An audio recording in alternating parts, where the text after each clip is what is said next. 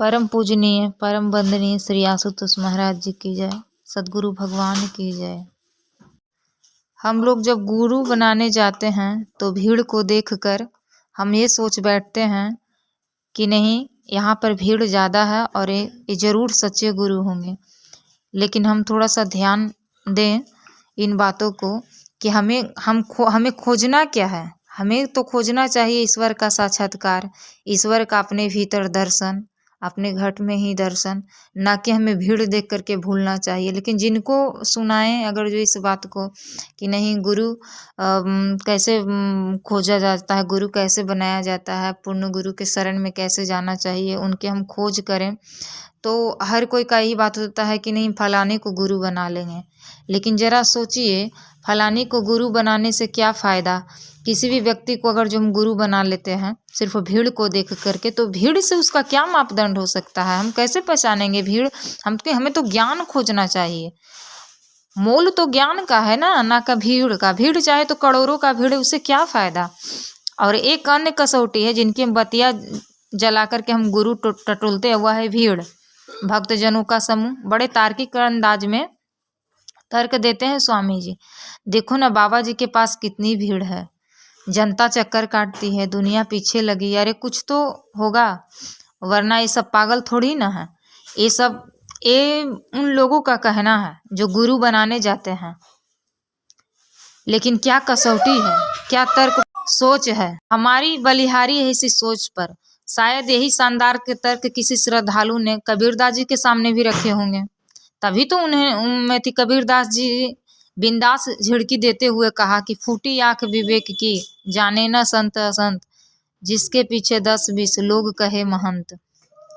सोचिए भक्तजनों, भीड़ माप संतत्व का मापदंड कैसे हो सकती है। क्योंकि जमात इकट्ठी करने में क्या दुश्वारी है, कौन सा मोर्चा संभालना पड़ता है। अगर कोई भी बाबा जो है मनभावन अदाएं या फिर कुछ हटके स्वांग रचने में माहिर हो तो वहाँ आसानी से भीड़ जुट सकती है, कोई बड़ी बात नहीं है।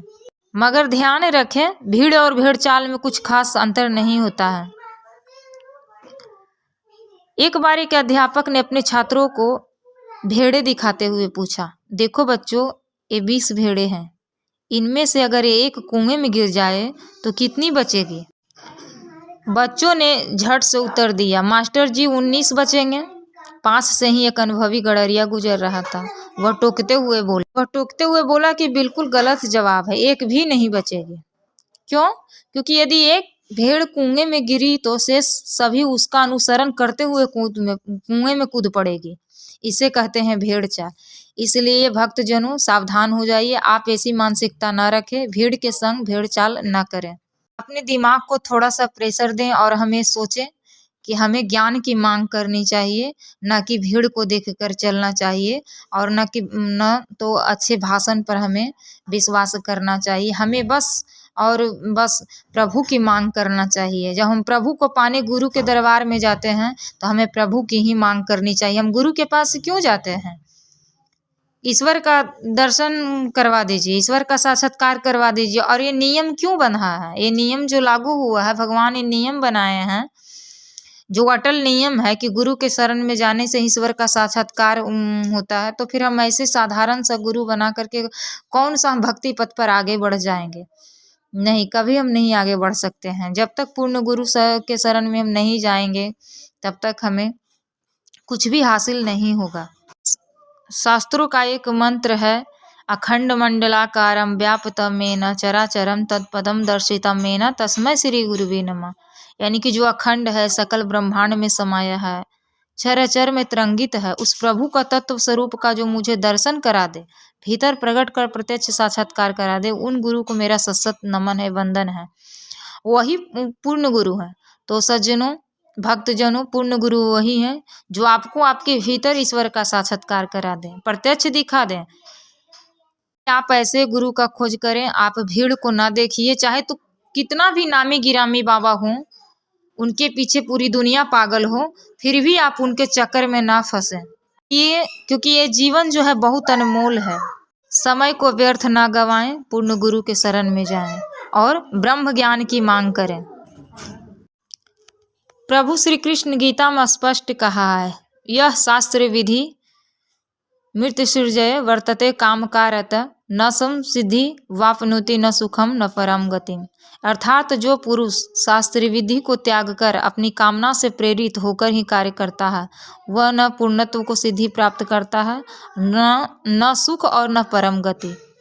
इसलिए हम शास्त्र में जो विधि बताया गया है, जो अटल नियम है, उस नियम को हम पालना करें। अपने मन के अनुसार न करें, अपने मन के अनुसार न चलें कि हम भीड़ को देख करके बना ले गुरु, हम गेरुआ वस्त्रधारी है उसको बना ले, हम जो कथावाचक में बहुत सुंदर भाषण करते हों, बहुत अच्छी तरह से बहुत अच्छी शैली में कथा सुनाते हैं, या थोड़ा सा मजाकिया ढंग के होते हैं, पूरा संगत को अच्छा लगता है उनका कथा सुनने में, फलाना बाबा जी बहुत अच्छे हैं क्योंकि अच्छा से कथा सुनाते हैं, हम उनके पीछे लगें। हमें ज्ञान की मांग करें। शास्त्र विधि को जो अटल नियम उसका त्याग करके हमको परम गति नहीं मिल सकता है। इसलिए हम शास्त्रों की बात माने, न कि हमें किसी और पर ध्यान भटकाना चाहिए, किसी और की बातें पे ध्यान भटकाना चाहिए। अतः आप लोगों जो है जिज्ञासा करें, शास्त्र विधि जो है सम्मत ही दिव्य कसौटी की जानने कि जिस पर अपने पूर्ण महापुरुष युगों युगों से खरे उतरते रहे हैं और आज भी खरे रहेंगे।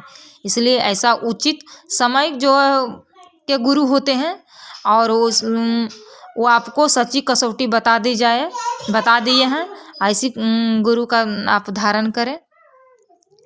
अब अंतिम में ही हम कहना चाहेंगे, जय महाराज जी सभी को।